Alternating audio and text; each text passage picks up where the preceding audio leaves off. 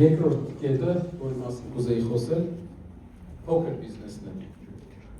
Փոքր բիզնեսը Հայաստանում մոտարապես 69,000 ընկերություն փոքր շրջանառության հարկով են հարկվում, փոքր բիզնեսի ներկայացուցիչներ են։ Որպեսզի հասկանաք, ինչ կարգի անտրամաբանական իրավիճակ է Հայաստանում այս պահին։ Վերջին 2 տարում փոքր բիզնեսի հարկերը կրկնապատկվել են։ 5%-ից դարձել է 10%։ Հայաստանում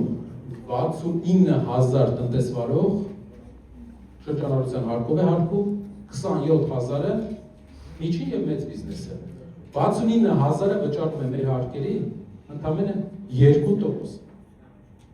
Մեր բյուջեի ընդամենը 2%-ը վճարում է մեր ընկերությունների 70%-ը։ Մենք պետք է ազատենք փոքր բիզնեսին հարկերից, շրջհարկից, որպեսզի հնարավորություն տանք նա զարգանա։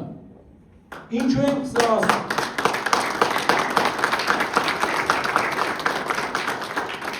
Ինչու ենք սա ասում, որովհետև անցած տարի մենակ մի տարվա ընթացքում մենք կորցրել ենք 3000 փոքր ընկերություն։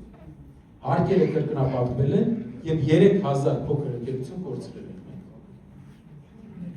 Ովքեր են լինելու շահառուները։ Գեղեցկության սրահներ, հարկերը լինելու են 0%։ Հացի փուռեր, հարկերը լինելու են 0%։ Փոքր կրպակներ, ձեր հարկերը լինելու է 0%։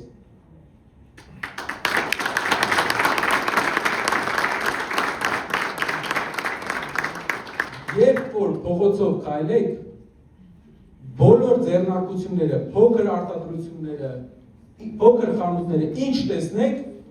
այս փոփոխության արդյունքում իրենց հարկերը լինելու են 0%։ Միակ բանը, որ մենք խնդրում ենք,